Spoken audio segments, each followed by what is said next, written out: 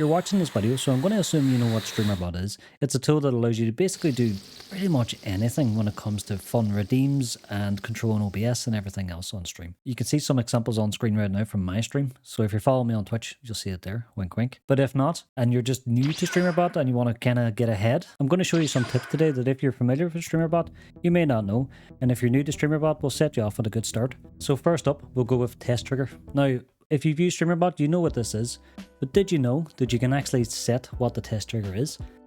I didn't know this, so shout out to Riddi, my buddy. I'll leave his channel link below on this video. He let me know this the other day and I thought, I never knew that.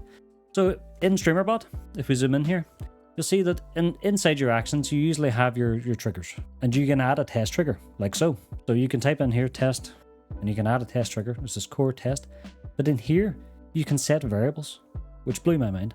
So if we come to the action down below, you can see here in the brackets, you can see user, etc. This is a follow each command. The user surrounded by percentage symbols there is a variable if you're not familiar on Streamerbot. We can actually set a specific user using that variable as the test, which is amazing because I usually reach out to Leoric, my co-host, or Riddi, like I mentioned, and say, go and write a message in my chat to attest this. I no longer have to do that, and I've been using Streamerbot for 3 years and I didn't know this.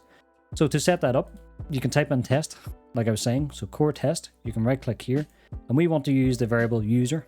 So you click add here, your argument or your variable is going to be user, and you just set the value. So I'll set it as Riddi. Check him out on Twitch, he's a lovely dude. So if we right click the trigger and then I'll open chat and we can test this. So we right click the trigger, test, we can see here in chat that it's replied with Riddi crash has been following for 2 years, 1 month, etc. So that's just a cool way to use that going forward, and this leads exactly into point number 2, which will be action history. So any action that runs, you can view the variables that come with it, which again is a fantastic tip if you don't know that. It's something I read on the wiki at the start, and I used the wiki quite heavy, even though this existed, but you really can just add a random action, add a random trigger, test it, and you can see all the variables that are included. So to show you how this works, if we come over to the action history, it's over here on the side, you'll see under actions and queues, you have action history. Click on action history, and you can see everything that's run in Streamerbot if you didn't know this. Now ignore the mouse zoom toggle, that's the fancy zoom you just seen there on screen. But the one we're looking for is the chat command follow each. That's the action we just ran, and we set Riddi's username as the test. So if we right click this, inspect variables when queued, and here we can see every variable that is sent to Streamerbot when that action is queued, which is fantastic. So you can see trigger name, you can see the user, etc. And the user is what we used in this follow each command. So this user here at the side, you would just surround that with your percentage symbols and you're good to go. So next up is everyone's favorite thing on Twitch, ads. We can't get away from them, they're mandatory, it is what it is. But you can send a message quite easily with Streamerbot to chat when ads are about to start. So to do that, come back to the actions tab, and in here I have an action set up called chat ad notification.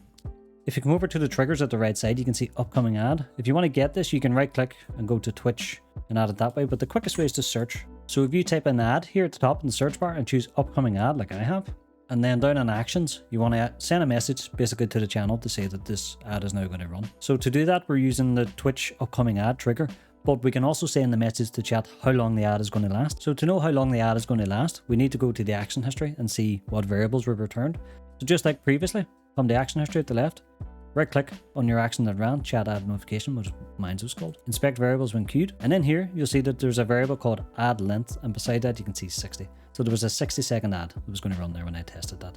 So we can use this to our advantage. So ad length, when we jump back over to the action, you can send a message to channel, or you can do what I do and send an announcement to channel.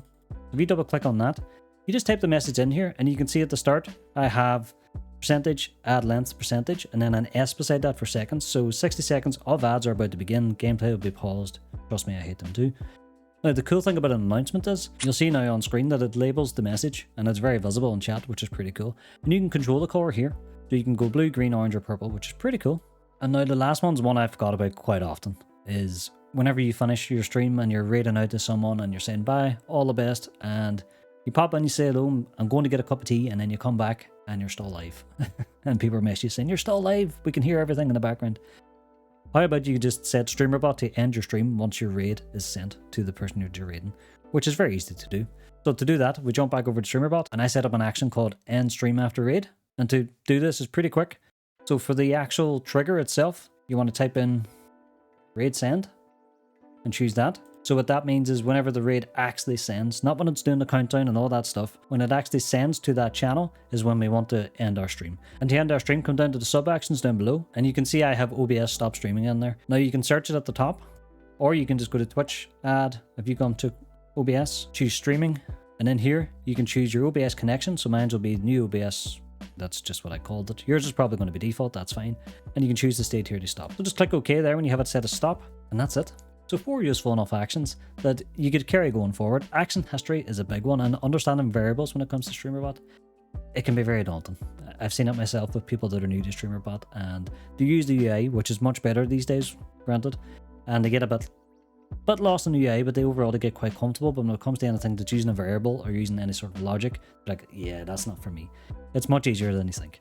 And if you want to see more of this, please do let me know. Leave a comment down below about what you'd like to see. And you can catch us live as well on Twitch, myself or Leoric. But thank you, all the best, and I'll see you in the next video.